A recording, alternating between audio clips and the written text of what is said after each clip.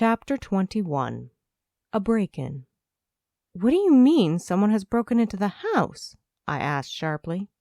"I came back from my yoga class, and the door to the upstairs apartment had been kicked in," explained Greta. "I called the police right away, but I thought I should let you know, too." For a moment, I'm stunned. Who would do such a thing? Why? I have always felt safe in Autumn Heights, and suddenly I'm not feeling so secure. "Are the police there?" "They just showed up," revealed Greta. "I'm going to go out to talk to them." "Thank you, Greta. I will be there as soon as I can," I replied. My stomach clenched, and I dropped my phone back into my purse. Quickly closing things up, I grabbed my purse and headed for the exit. Unlocking my bike, I pedaled as fast as I can. When I get home, the police are once again on my property, going in and out of Carl's apartment. Greta spotted me as I bicycled up the driveway. "Oh, Vi, they trashed the place." My heart sank. "How bad is it?" "There's stuff strewn all over the place in the upstairs apartment. The door is off the hinges, and they broke part of the frame," sighed Greta, hugging herself. "I didn't get to take much of a look inside before Officer Pesky shooed me out. My door doesn't have any damage, and I didn't see any sign that anyone was in my apartment.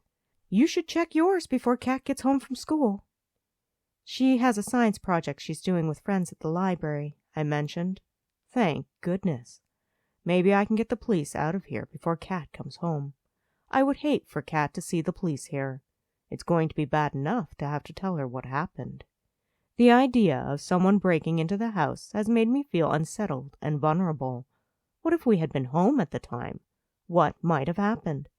Kat isn't due back until supper time.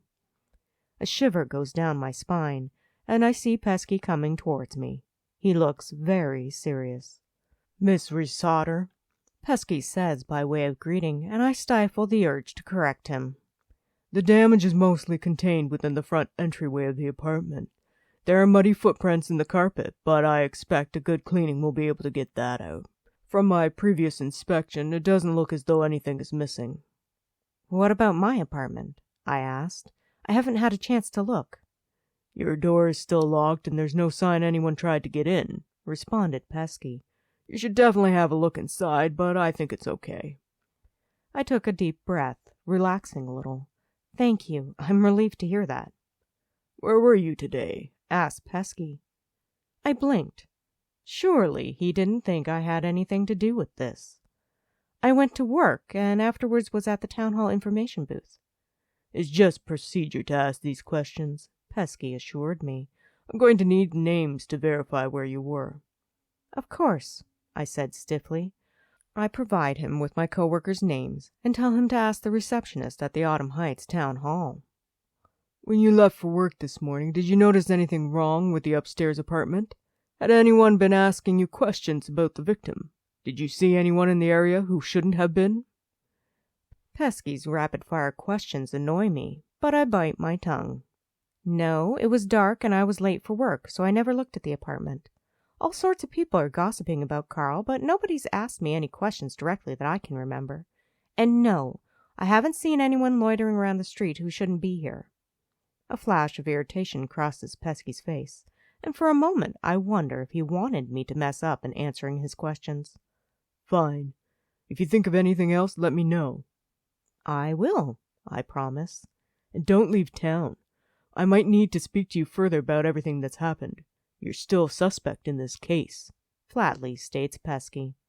He pulls out a business card with his name, badge number, and phone number on it.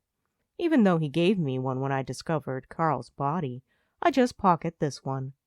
Now is the moment where I should tell him I have the laptop, that my daughter found Carl's laptop and backup drives, which have all sorts of information about the people Carl has been blackmailing.